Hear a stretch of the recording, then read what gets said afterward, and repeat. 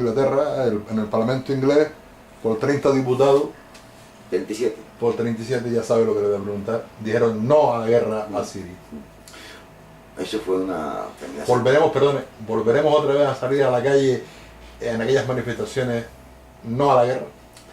Mira, yo creo, francamente, me gustaría no decirlo, pero creo francamente que el desarrollo histórico nos lleva a un momento crítico, un momento tremendamente crítico.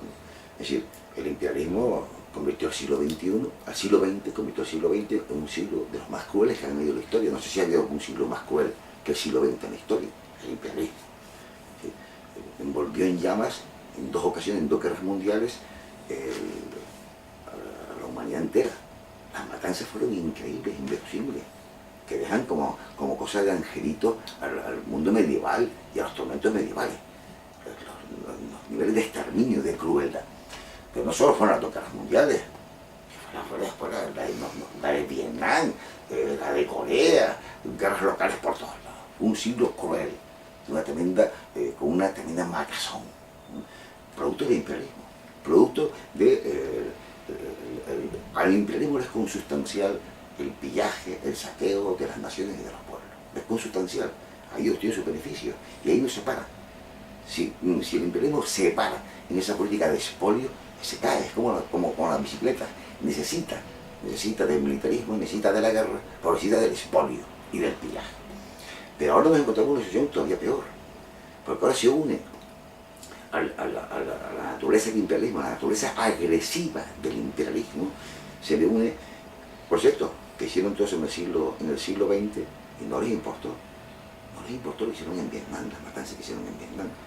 No les importó, apenas se les abrieron las carnes por las matanzas y los genocidios que se han practicado por los árabes, que practicaron los nazis, que se practicaron en China, el holocausto de China, cuando la Segunda Guerra Mundial y cuando la guerra revolucionaria. Pero ahora estamos en una situación más delicada, y me gustaría no decirlo, sobre todo uno que tiene hijos y que tiene generaciones hasta bien, porque yo tengo ya 62 años. Y es que a ese imperialismo, que no ha cambiado su naturaleza agresiva militarista, se le une la crisis del sistema que crea el imperialismo, que es el sistema capitalista. Por tanto, están exacerbadas contradicciones. Es más violento. La agresividad ha aumentado. Y estos son capaces de llevar a la humanidad, y envolver a la humanidad en un incendio general. Son capaces de hacerlo.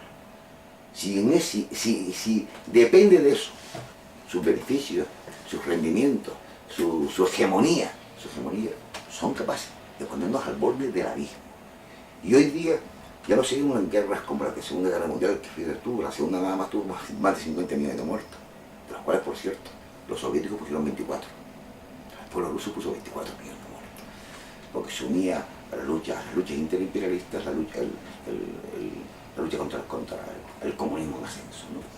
Pero con las armas de exterminio que existen en la actualidad, ¿sí? Estamos al borde, el imperialismo nos va a colocar al borde del abismo. Nunca antes más necesaria una gran concertación de todas las fuerzas de la democracia, del imperialismo. Y obviamente, cuando hablo de todas las fuerzas de democracia, fundamentalmente la línea vertebral son las fuerzas del socialismo, de la transformación social. Pues es de una necesidad vital. Ayer vi un cartel que decía, no a la guerra por principio. Estoy de acuerdo, le faltaba algo. No a la guerra por principio y tal vez por supervivencia. No me gusta decir estas cosas.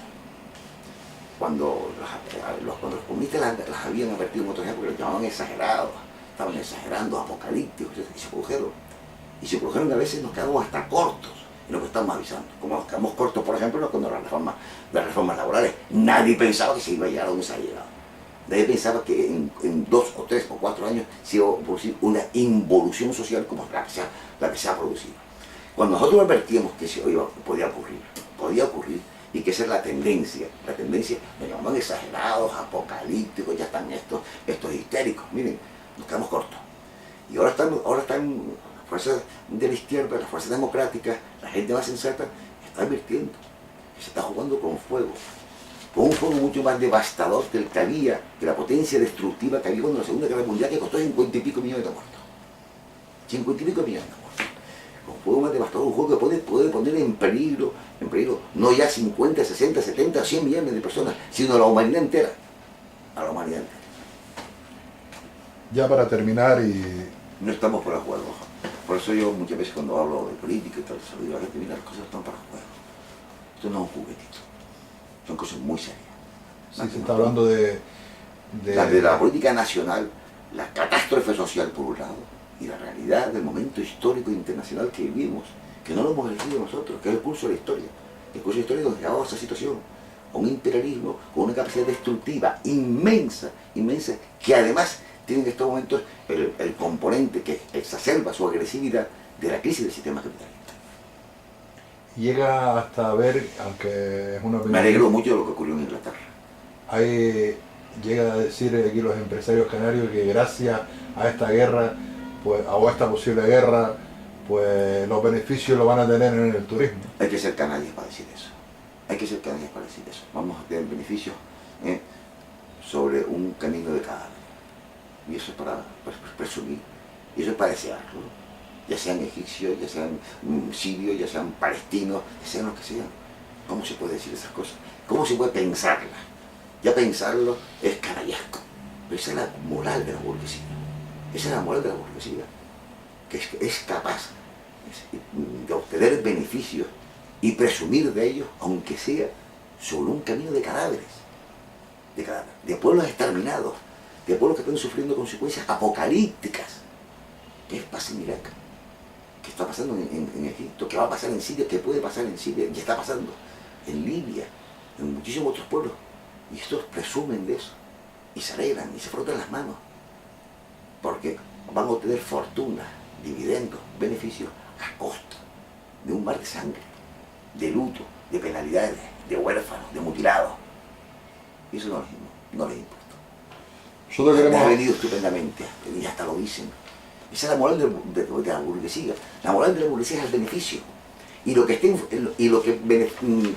y es moral para ellos lo que permite obtener beneficio y rendimiento. Esa es la moralidad. Ahí empieza y ahí termina la moralidad de la burguesía, en el beneficio.